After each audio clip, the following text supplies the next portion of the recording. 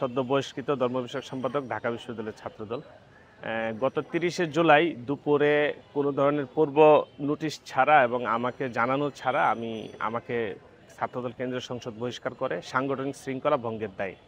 তো সেটা আমি ফেসবুকের মাধ্যমে জানতে পারি এবং আমি খোঁজখবর নিতে শুরু করি। তো ডেইলি ক্যাম্পাসের সাংবাদিকের মাধ্যমে আমি জানতে পারি যে আমার সাথে শিবিরের একটা সংশ্লিষ্টতা পাওয়া গেছে। শিবিরের একটা গানে আমার শুটিং ছিল, সেটার জন্য আমাকে বহিষ্কার করা হয়েছে। তো আমি এই প্রেক্ষাপটটা একটু বলি। ২০১৭ সালে আমি তখন এইচএসসি দ্বিতীয় বর্ষে পড়ি। তখন আসলে বাংলাদেশের রাজনৈতিক প্রেক্ষাপট বা রাজনৈতিক আইডিওলজি সম্পর্কে আমার কোনো ধারণা ছিল না। সেই সময় আমি একটু ভালো গান গাইতাম। ভালো গান গাওয়ার ফলে আমার বন্ধুদের সহযোগিতায় আমি মল্লিক একাডেমি নামক একটা প্রতিষ্ঠানে গান গাওয়ার সুযোগ পাই। তো সেখানে কিছুদিন গান শেখার পরে ওই ভাইয়েরা বলল যে আগামীকাল একটা গানের শুটিং হবে, তোমরা রেডি হয়ে আইসো। তো আমরা যেহেতু পেশাদার শিল্পী হিসেবে ওখানে কাজ করি, গান শিখি, তো আমাদের স্বাভাবিকভাবে উৎফুল্লিত হওয়ার কথা যে এখানে আমাদের একটা শুটিং হবে। তো স্পটে গিয়ে আমি জানতে পারি যে ওখানে ছাত্র শিবিরের একটা গানের শুটিং হবে।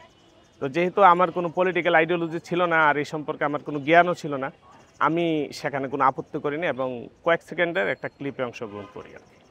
তো ওইটা ২০১৭ সালে। আমি ২০১৮ সালে ঢাকা বিশ্ববিদ্যালয়ে আসি এবং রাজনৈতিক বিভিন্ন আইডিওলজি সম্পর্কে জানতে শুরু করি, বুঝতে শুরু করি।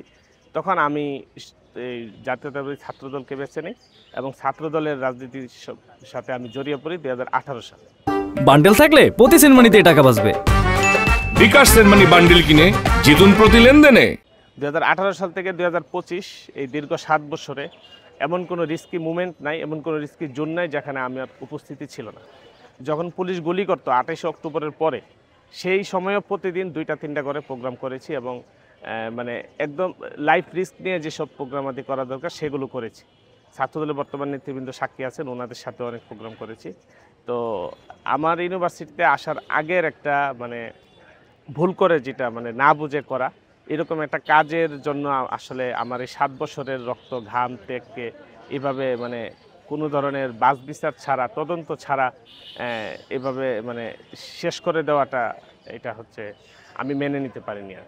শিবিরের রাজনীতির সাথে আমি কখনো সম্পৃক্ত ছিলাম না। শিবিরের কারোর সাথে আমার কোনো ধরনের সাংগঠনিক যোগাযোগও নেই, সম্পর্ক নেই। আমাকে হঠাৎ করে বহিষ্কার করাটা, এটা অবশ্যই আমি একটা চক্রান্ত মনে করি, যেন আমাকে থামানোটাই হচ্ছে মূল টার্গেট হতে পারে আর কি। আমার সাথে কোনো যোগাযোগ করা হয়নি, আমাকে কিছুই জানানো হয়নি, বলা হয়নি। নিয়ম হচ্ছে যে কোনো পদধারী নেতার বিরুদ্ধে যদি অভিযোগ আসে তাহলে তাকে হচ্ছে শোকজ করা হবে, তার কাছে ব্যাখ্যা চাওয়া হবে। তো সেই ব্যাখ্যা যদি মনমতো না হয় তাহলে তাকে স্থায়ীভাবে বহিষ্কার করা যেতে পারে। তো আমাকে কিছুই করা হয়নি, কোনো তদন্ত হয়নি, কেউ আমাকে কিছুই জিগায়নি।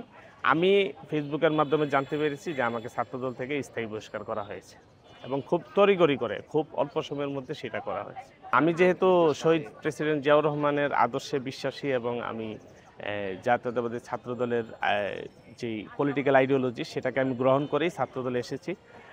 বহিষ্কার করে আসলে আমাকে ছাত্রদল থেকে দূরে সরানো যাবে না। আমি ছাত্রদল করব এবং আমি চেষ্টা করব যেন আমার এই বহিষ্কারাদেশ তুলে বিবেচনা করা হয়।